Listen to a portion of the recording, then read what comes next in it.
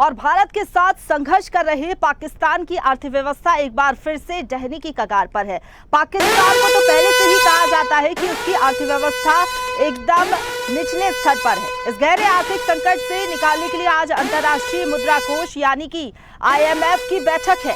भारत भी IMF के प्रबंधन का हिस्सा होने की वजह से इस बैठक में हिस्सा लेगा और पाकिस्तान की आतंकवादी चेहरे को यहां भी बेनकाब करने का कोई भी मौका भारत नहीं छोड़ेगा।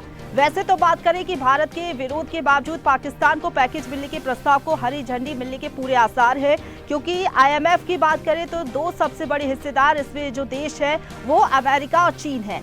दोनों की तरफ से किसी विरोध की संभावना नहीं है, लेकिन भारत फिर भी पाकिस्तान का जो आतंकवाद चेहरा है वो बेनकाब करने की कोशिश रहेगा।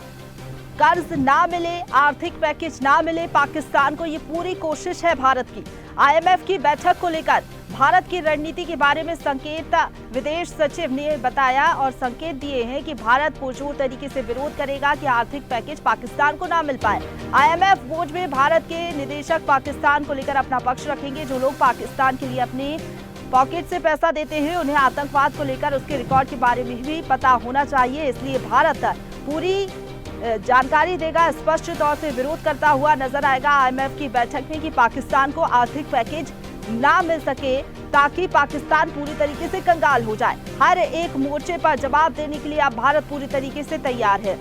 UN पहले ही नाराजगी जता चुका है। आज इसी बीच महत्वपूर्ण बैठक होनी है, क्योंकि IMF की बैठक इसलिए महत्वपूर्ण है क्योंकि भारत भी इस बैठक में शामिल रहेगा और पाकिस्तान को जो आर्थिक पैकेज दिया जाता है ताकि देश की तरक्की हो सके, लेकिन दूसरी तरफ पाकिस्तान, हम सभी को पता है कि उस पैसे का उपयोग आतंकवाद के लिए करता है। आतंकवादियों को जो पनाह देने का काम पाकिस्तान करता है, इसलिए भारत पुरजोर तरीके से विरोध करेगा ताकि IMF की तरफ से आर्थिक पैकेज पाकिस्तान को ना मिल सके। और इसी खबर पर ज्यादा बातचीत के लिए सीधा रुख करेंगे हमारे साथ न्यूज़8 डिजिटल अनिरुद्ध सोनू ने लाइव जुड़ गए हैं। अनिरुद्ध, लगातार हम देख रहे हैं पाक के जो मंसूबे रहे उसको नाकाम कर दिया भारत ने, लेकिन अब UN ने जिस तरीके से लताड़ लगाई, क्या लग रहा है एक तरीके से दबाव बनाने की कोशिश की गई है अंतर्राष्ट्रीय स्तर पर, लेकिन फिर भी पाकिस्तान बाज नहीं आ रहा। दूसरी तरफ IMF की बैठक जिसमें आर्थिक पैकेज ना मिले पाकिस्तान को और पाकिस्तान कंगाल हो जाए, ये पूरी कोशिश रहेगी भारत की। क्या लग रहा है आज क्या संभावनाएं जताई जा रही है IMF की बैठक में, क्या स्थिति बन सकती है?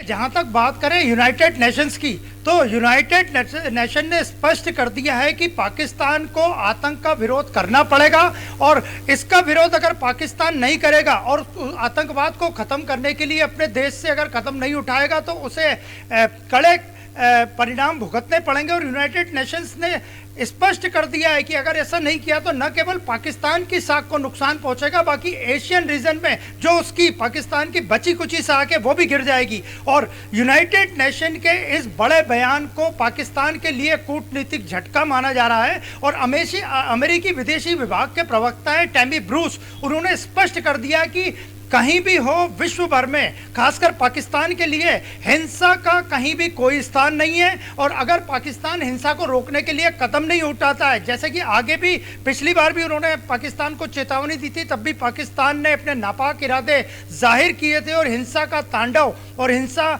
करने वाले आतंकियों को बैकअप देना जारी रखा था। तो टैमी ब्रूस जो अमेरिकी विदेश विभाग के प्रवक्ता हैं, उनका साफ कहना था कि अगर पाकिस्तान नहीं माना तो उसे न केवल राजनीतिक आर्थिक झटका उठाना पड़ेगा बल्कि उसका सामाजिक परिणाम भी देखने को मिलेंगे। और पाकिस्तान को एक तरह से यूनाइटेड नेशन ने स्पष्ट कर दिया कि पाकिस्तान का विश्व के कई देश, भारत समेत विश्व के कई देश भारत पे आतंकी हमले के कारण बायकॉट भी कर सकते हैं।